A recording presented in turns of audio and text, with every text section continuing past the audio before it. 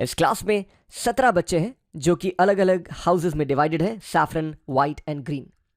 इनके स्कोर्स कुछ ऐसे दिए गए हैं। कुछ नटखट बच्चों ने टेस्ट को अटेंड नहीं किया है, इसलिए उन्हें 0 मिला है और वो दिख भी रहे हैं। राइट, सबसे पहले फंक्शन बनता है count A equal to count. हमें जाना है काउंट ए के ऊपर।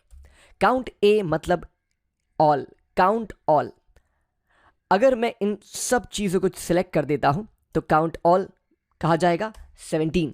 लेकिन अगर एक या दो जन के केसेस में टेस्ट के स्कोर अभी तक इवैल्यूएट हुए नहीं है तो आप देखोगे ये बन जाता है 14।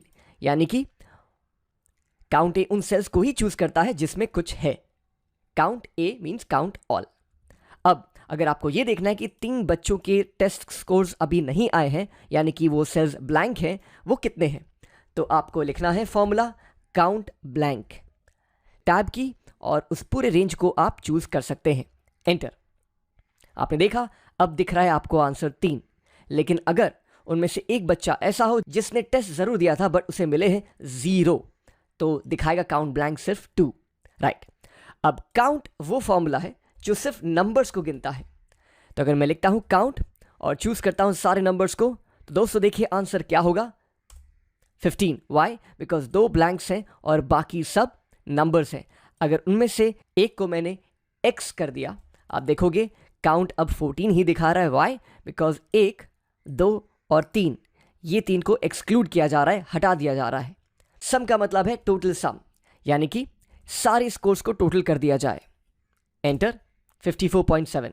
मैक्स मतलब मैक्सिमम स्कोर क्या है, तो मैक्स लिखता हूं, चूज करता हूं सारे स्कोर्स को और मिलता है मैक्स। मिन, ऑफ कोर्स मिन यहां पर आपको 0 ही दिखाएगा बिकॉज एक बच्चे ने टेस्ट जरूर दिया है बट उसे मिला है 0।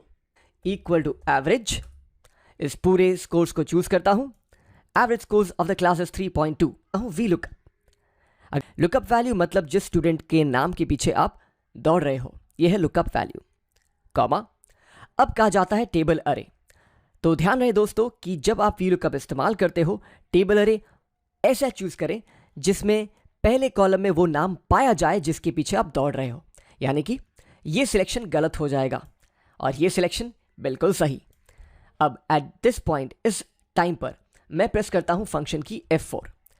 F4 लगाने से ये $4 आपकी स्क्रीन पर आएंगे और इसका मतलब ये है कि कभी भी ये जो पूरा टेबल है नीचे कभी भी खिसकेगा नहीं, ये अपनी जगह पर बिल्कुल बरकरार रहेगा, रॉक सॉलिड, कॉमा। अब 1, 2 और 3 ये तीसरे कॉलम में स्कोर्स हैं, इसलिए मैं कहता हूं कॉलम इंडेक्स नंबर 3। और लास्टली मुझे एकदम एग्जैक्ट मैच चाहिए। अभी फॉल्स, बहुत जन फॉल्स की जगह 0 भी लिखते हैं और ये बिल्कुल सही है। एंटर। वाओ, जैसे ही मैं डेटा को कॉपी पेस्ट करता हूं, मुझे इन तीनों स्टूडेंट्स के स्कोर अपने आप इस टेबल से निकाल कर दे दिए जाते हैं। कॉन्कैटिनेट वो फॉर्मूला है जो 2 चीजों को जोड़ता है। सो अगर मैं कहता हूं अविरूप दास गुप्ता और फिर एम्परसेंट और फिर कहता हूं 4.7, आप देखोगे ये दोनों डेटा को जोड़ देता है। लेकिन दोस्तों मैं चाहता हूं कि एक स्पेस रहे अविरूप दास गुप्ता के बाद। ओके, तो मैं इस फॉर्मूला को दोबारा लिखता हूं, Avirup Das Gupta ampersand, double quotes के अंदर एक स्पेस जरूर रखें, वापस एम्परसेंट दें और वापस 4.7 को सिलेक्ट कर लें। आप देखोगे नाम के आगे स्कोर भी आ गए हैं। ये सेम चीज अगर आप चाहो तो कॉन्कैटिनेट फॉर्मूला से भी कर सकते हो। कॉन्कैटिनेट, मैं इस डेटा को चूज करता हूं, कॉमा, फिर डबल कोट्स के अंदर एक स्पेस, फिर वापस एक कॉमा और फिर 3.8। एंटर। मैं चलता हूं काउंट इफ फॉर्मूला के ऊपर। मुझे ये जानना है कि सैफरन हाउस में कितने बच्चे हैं, व्हाइट हाउस में कितने बच्चे हैं और ग्रीन हाउस में कितने बच्चे हैं। सो मैं लिखता हूं काउंट इफ, प्रेस करता हूं टैब की। 2 चीज पूछे गए हैं, रेंज और क्राइटेरिया। रेंज मतलब वो रेंज ऑफ वैल्यूज जहां आप ढूंढने वाले हो कि व्हाइट हाउस कितने हैं, सैफरन हाउस कितने हैं और ग्रीन हाउस कितने हैं।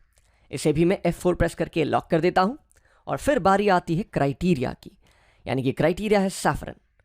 मैं इसे क्लोज करता हूं, प्रेस करता हूं एंटर। यानी कि इस फॉर्मूला को जब मैं कॉपी पेस्ट करूंगा तो मुझे ये पता चलेगा कि सैफरन हाउस में 7 बच्चे हैं, व्हाइट में 5 और ग्रीन में 5। टोटल कुल मिलाकर कितने हुए, 17, और जो कि मेरे डेटा से मैच करता है। अब अगर आपको चाहिए इन सारे हाउसेस के टोटल स्कोर, यानी कि सैफरन हाउस में जितने बच्चे हैं उसके टोटल स्कोर, व्हाइट हाउस के टोटल स्कोर और ग्रीन हाउस के टोटल स्कोर। तो आपको जाना पड़ेगा सम इफ में। अब देखिए दोस्तों, पहले दो क्राइटेरिया और रेंज एकदम बिल्कुल बराबर है, काउंट इफ से मिलता जुलता है। तो आइए देखते हैं इसे कैसे कंप्लीट किया जाए। रेंज, इस पूरी रेंज को मैंने सेलेक्ट किया है, प्रेस करता हूं F4, कॉमा। दूसरा है क्राइटेरिया जिसके नाम पर मैं सैफरन चूज करता हूं।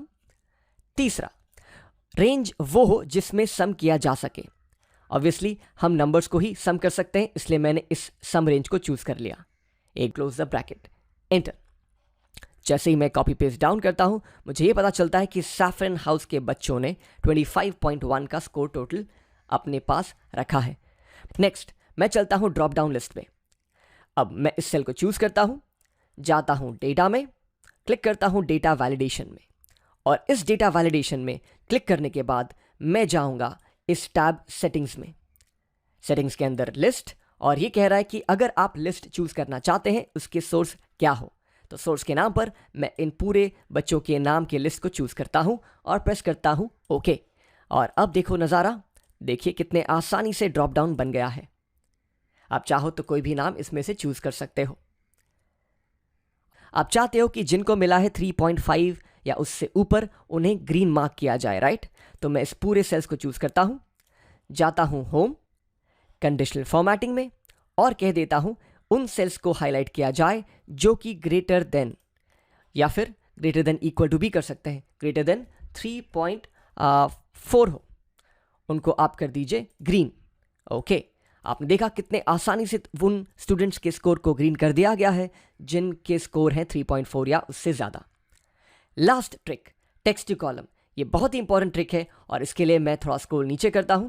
मेरा अगला मकसद ये है कि इन सारे नाम और सरनेम्स को अलग अलग, दो अलग अलग कॉलम में डिवाइड कर दूं।